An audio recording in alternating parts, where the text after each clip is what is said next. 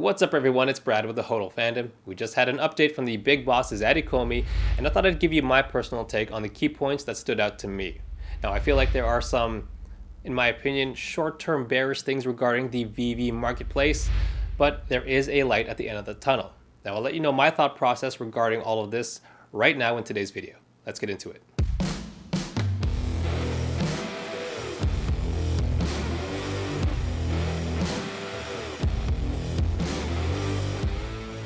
There were three new anti-bot measures that were brought up in today's update video. Now the first was really more of an anti-fraud measure, and that is to prevent gem transfers or to restrict gem transfers.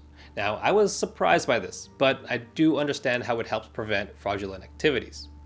For bots, gem transfers are one of the vehicles of how bots operate. Not only are they about landing the drop, gem transfers allows them to consolidate their funds. Now it's similar but not exactly the same to how NBA Top Shot restricted the transfer of NFTs before their market crashed. Secondly, KYC will be introduced for everyone. Onboarding users will require KYC and existing users will be prompted for their information. Now it's interesting how the stance kind of changed from KYC only to those wanting to cash out to now KYC for everybody.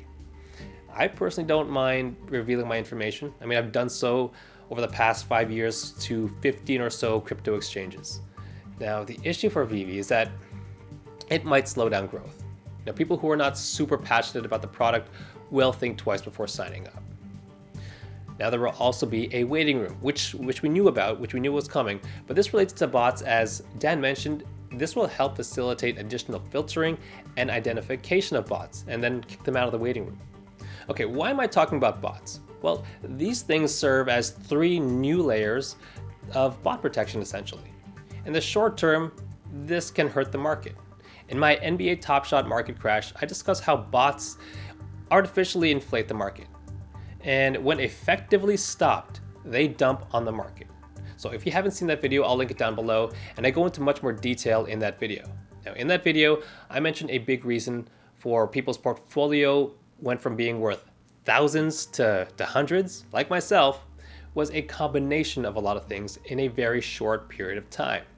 Severe and effective clampdown of bots, cash out enabled, growing too fast too quickly, and a syndrome inherent to the card collecting industry with what I call the trading card syndrome.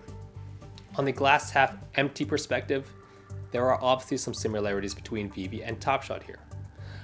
I do think some of these factors are baked into the price right now, but many of these factors have not yet launched, so we have yet to see the true effect of all these.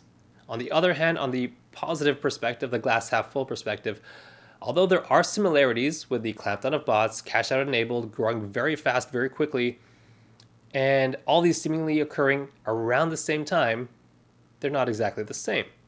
Gem transfers being stopped is different from NFT transfers being stopped. They work similarly as vehicles for bots, but Veve will still have the ability to transfer NFTs, so I think the effect here will be lessened. Another difference is from the massive IPs that we have. The thing I call the trading card syndrome, where you kind of only want the rookie cards because they have the best value. On Veve, this isn't restricted to a handful of big rookies per year. On Veve, since we have hundreds or maybe even thousands of characters, vehicles, statues, or cards that can have this FA or FE tag, that FA and FE is our version of rookie cards, and we have so much more. So even though there are similarities, while I do think the market will dip in the short term, there are enough differences, in my opinion, to make me reasonably confident it won't be that 90% drop that we saw with Top Shot.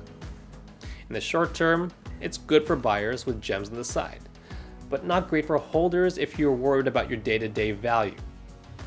In the long term, there are positives. I think in the long term, this will lead to a healthier ecosystem. Bots, again, they overinflate the prices, and they can control the market along with the whales. So what we will get is a true price and a more stable market in the long term. Speaking of the long term, let's talk about NBA Top Shot and what happened since their market crash. Following their bot clampdown, their KYC requirements, they're enabling cash outs and restricting transfers of NFTs, and the crash in interest. After all that, their user base increased a lot since then. So again, when we zoom out and continue to gain true collectors on the platform, this will recover over time. So what's my personal game plan? As I mentioned in my market update video yesterday, I'm just DCAing into the comics and collectibles, slowly. I'm in no rush. With these drops in prices, I'm slowly grabbing the ones that are of really good value or the ones that I've isolated as a good buy low opportunity. So please stay tuned every Sunday to maybe Tuesday-ish, depending on how busy I am, where I drop this quick 60-second clip of my market update and analysis. I dig into the numbers, giving you all the best values, the undervalued gems, and I'm just having fun with how I present the information. Let's move on to some things I found very positive. Dan gave us a glimpse of the web platform, and I don't think people realize how key this is. The web platform is key to Omi the NFT and the metaverse. What's great is there is obviously a working demo that they showed us and that they've been testing this out for a while now. And I think Dan said testing it for 2 months or so. So maybe we're close to that. Omi the NFT will provide big utility and will provide massive buying pressure to the token. Without a doubt, this will be big. This will also help collectibles appreciate. Big Omi holders will be able to purchase collectibles with Omi, and it also creates a much simpler path for the big Bitcoin and ETH whales to purchase collectibles without going through the Play Store or the Apple Store and paying their fees. There was also some interesting news on new artists reaching out for special releases after the success of the Ukraine drop. Now, from a social responsibility standpoint, I don't think there are any other crypto companies that do this type of thing. And I'm not including those charity meme coins, which are highly suspect. And I do know Vitalik gave away his Shiba to the India COVID relief efforts, but that was a person, not a business operation. So aside from those, if Veve executes this correctly, I think Ecomi would be leading the space of social responsibility. So I really hope they do it, and I hope they do it right, because I know there was some criticisms that they could have had a larger mint size and that donations could have been made from revenue on the secondary market sales. Regardless, this was a subtle thing that caught my ear because it's an opportunity to lead the space, and it's an opportunity to bring a lot more eyes to Veve. Also, they're releasing physical and digital pairings. Now, we've known this for a while, but the physical is being priced into thousands, not hundreds, thousands.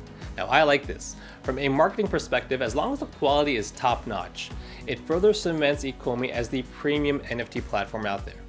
Just a quick marketing 101 lesson. You have to differentiate yourself from the competition, and one way to do that is with quality and price. A famous example from the marketing textbooks is the Starbucks example. They were the premium quality and premium priced coffee and succeeded as that. On the other hand, let's look at a company like Sears Canada. In the US, Sears might have been a different story, but here in Canada, Sears couldn't decide if they were premium like Nordstrom or if they were value like Walmart.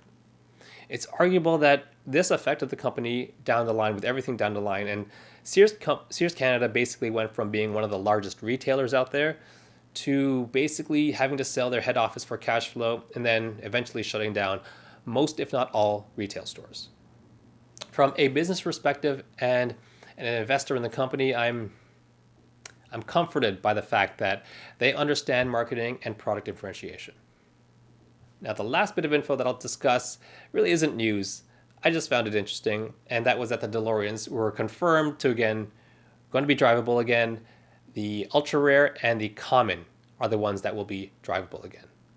Unfortunately, not the rares. Now, I'm hopeful that they were secretly working on putting flames in your trail like in the movies. That would be absolutely sick, and I know that's probably just wishful thinking, but in either case, I'm happy to have that back.